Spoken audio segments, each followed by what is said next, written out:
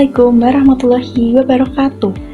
Perkenalkan, nama saya Lutfina Zulfa Syarofah dengan NIM lahir 55. Di sini saya akan menjelaskan mengenai struktur dan fungsi sel sebagai unit struktural dan fungsional pada makhluk hidup.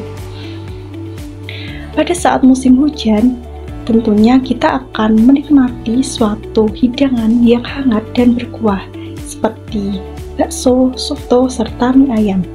Nah, tahukah teman-teman, dalam semangkuk bakso, kita dapat berpendapat bahwa di dalam semangkuk itu menyerupai salah satu unit di dalam tubuh kita, yaitu sel. Di dalam semangkuk bakso diibaratkan seperti membran sel, dan kuah dalam bakso tersebut sama halnya dengan cairan sel atau sitoplasma. Dan komponen-komponen yang ada di dalam bakso tersebut kita ibaratkan seperti organel-organel di dalam sel. Komponen-komponen di dalam suatu mangkok bakso tersebut saling bekerja sama dalam menciptakan hidangan bakso yang lezat, sama halnya dengan organel-organel di dalam sel. Mereka memiliki fungsi yang berbeda serta bekerja sama dalam menciptakan sebuah sel yang memiliki fungsi yang beragam tentunya. Kira-kira apa saja ya organel-organel sel yang menyusun sebuah sel ini? Untuk lebih jelasnya, mari kita cari tahu di dalam video kali ini, yaitu mengenai struktur dan fungsi sel sebagai unit dasar suatu organisme. Berdasarkan keadaan intinya, sel dibagi menjadi dua macam. Yang pertama yaitu sel prokariotik. Sel prokariotik adalah sel yang tidak memiliki membran inti dan bersifat uniseluler. Contohnya yaitu bakteri dan monera. Yang kedua yaitu sel eukariotik, yaitu sel yang memiliki membran inti dan bersifat multiseluler. Contohnya yaitu sel tumbuhan, sel jamur, dan sel hewan. Yang selanjutnya kita akan belajar mengenai organel-organel yang ada di dalam sebuah sel. Yang pertama yaitu ada inti sel atau nukleus. Nukleus terdiri dari membran sel, nukleolus, serta kromatin. Inti sel ini berfungsi sebagai pusat pengendali suatu aktivitas yang terjadi dalam sel. Nah, di dalam nukleolus ini pusatnya atau posisinya berada di dalam bagian paling dalam sebuah sel. Organel sel yang kedua yaitu membran plasma. Membran plasma tersusun atas lipid, protein, dan karbohidrat. Membran plasma bersifat semi-permeable, artinya hanya bisa dilalui oleh sel tertentu saja karena molekul yang akan masuk itu diseleksi terlebih dahulu.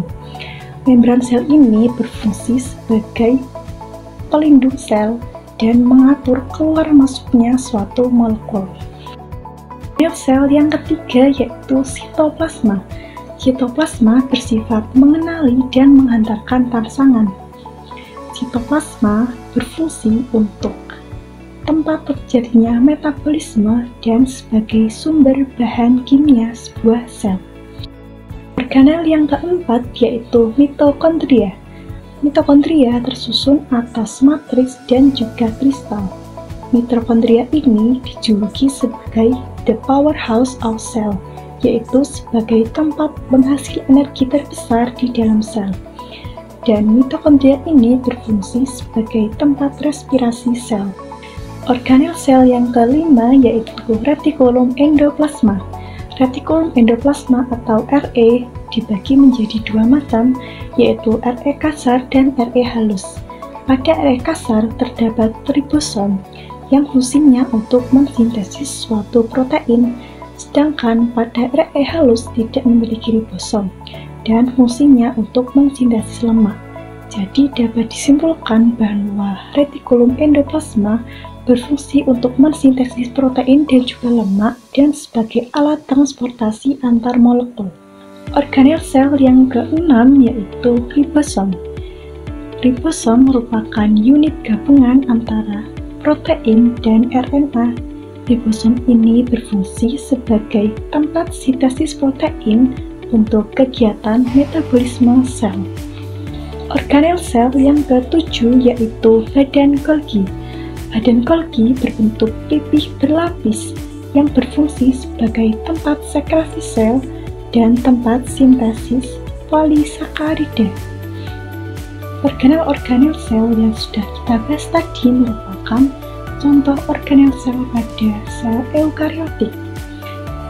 Organel-organel tadi termasuk pada sel hewan dan sel tumbuhan, namun keduanya memiliki struktur atau organel yang berbeda-beda pada sel tumbuhan dan sel hewan itu sendiri.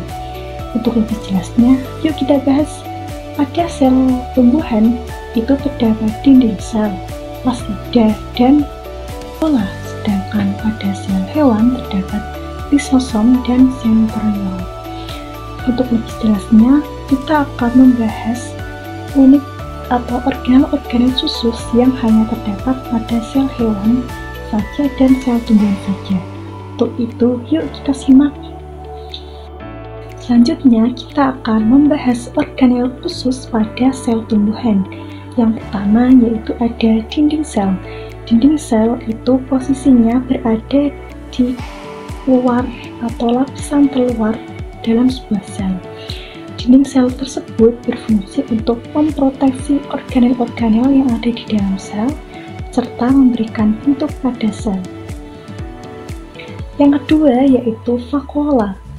Vakuola ini berisi cairan yang berfungsi untuk tempat masuknya air serta untuk menyimpan cadangan makanan.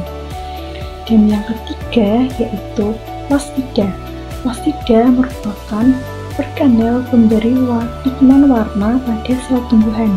Terdiri dari 3 bagian, yaitu yang pertama ada chromoplas yang memberikan warna merah, orange, dan kuning.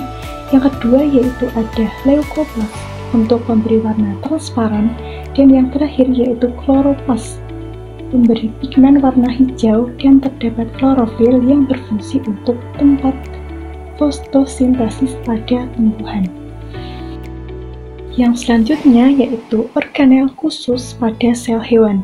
Yang pertama ada lisosom. Lisosom yaitu kantong membran untuk pencernaan yang berfungsi untuk membebaskan enzim sel, tempat pencernaan intrasel, dan membebaskan diri sel. Yang kedua yaitu ada sentriol yang berfungsi untuk membuat membran plasma pada sel hewan dan berkaitan dengan pembelahan sel.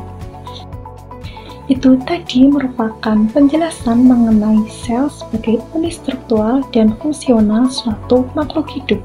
Semoga dapat bermanfaat bagi teman-teman semuanya. Assalamualaikum warahmatullahi wabarakatuh.